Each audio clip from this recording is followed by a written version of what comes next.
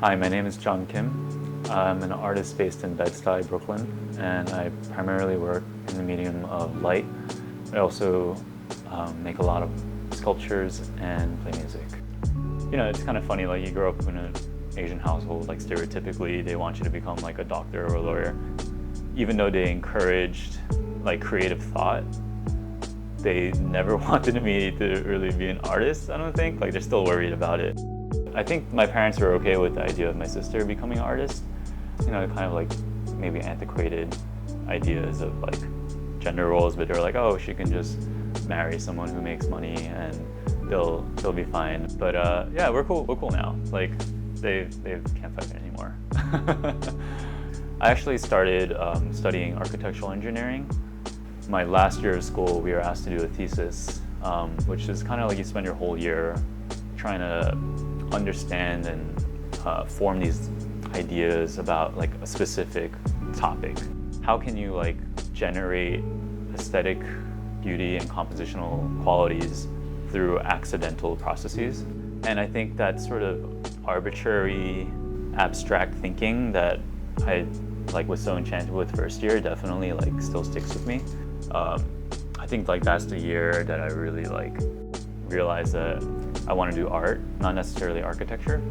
It was more about creative thought and having creative solutions to things than it was to actually making art.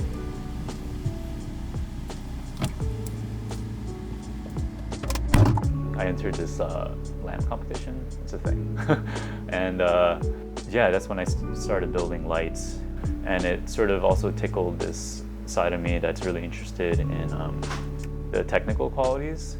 I had to learn about electricity and wiring and the color temperatures of lights. And you know, there's still that part of me that was really interested in like physics and engineering. Anything can be a light, I think. All it has to do is emit light. So it could take on any sort of form. So you have this like almost like absolute freedom in terms of aesthetic qualities and like compositional decisions. Like you can make anything you want. But it also has to be functional and it has to make like a comfortable space. My dad was actually really quite crafty also. He's one of those people that would never hire a plumber or a carpenter or anything. He'll just like figure it out himself. So I spent a lot of time like growing up, he would like have me help him with projects and I would just observe the way that he thinks. He's a really smart guy, so I kind of just learned how to think and have clever solutions to problems, which is a really big part of how I approach my work now. And my sister, she's really talented. She went to art school for high school and then she went to Parsons to study illustration. Yeah, and so just growing up, I always had her paintings around me and her drawings. And we both kind of had like a knack for it. A lot of her paintings were just all over the house and her little crafts, like little wire mesh sculptures. And she was always just like sort of fiddling around with stuff.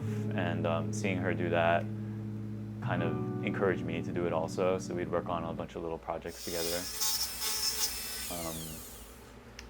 Yeah, there's a bit more to the story though.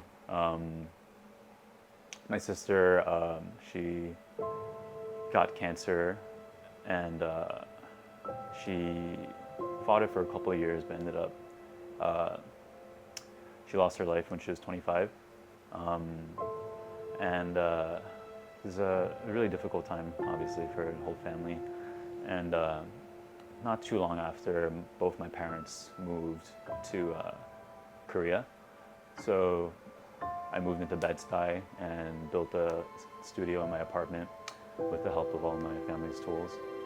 Because of all that, I had like come to inherit a lot of tools and art supplies that really just like carved a possibility of like me trying to do art, almost like encouraged it.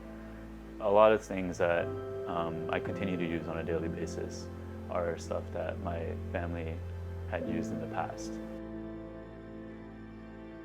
I think after all the stuff that we went through, like the passing of my sister and like just the general grievances of all that, I think we've all kind of just come to terms with like you live once and you gotta be happy, you gotta do what you wanna do.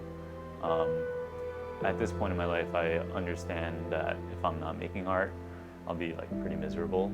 So I'm gonna continue to do it. And I don't know, we still fundamentally have like really different values, but I think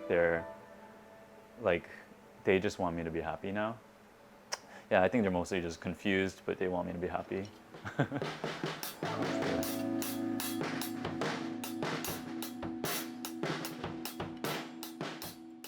A lot of my downtime goes to my interest in music.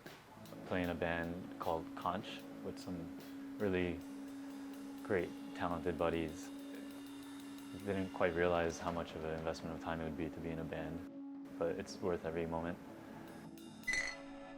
Yeah, you know, it's funny, we've had this conversation before, like if we should provide lighting for our shows and what would it look like.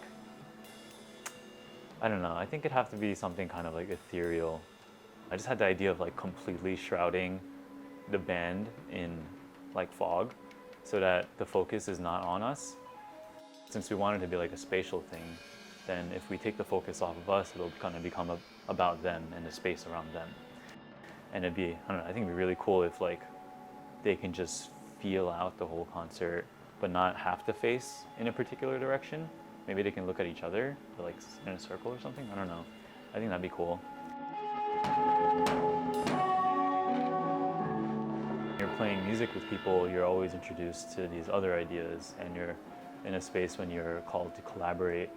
And there's this constant sense of like discovery and excitement because I'm responding to other people and the things that they're making, which helps me like in real time. But music all happens in the moment that you think of it, you know? It's a very immediate sort of thing. So it kind of like trains you to work in an improvisational way, which helps a lot with the art also. I'm really glad that I have both in my life because they help me, they complement each other. Yeah, there's a lot of people that I'd like to thank for helping me in my journey. First would be my sister and my parents, my bandmates, Will and Hiroki, who've become really, really important parts of my life recently, and Lou, my other half. Guess I would tell myself that you're pretty good at stuff, and just like believe it when other people tell you that you're doing okay. It's okay to be confident.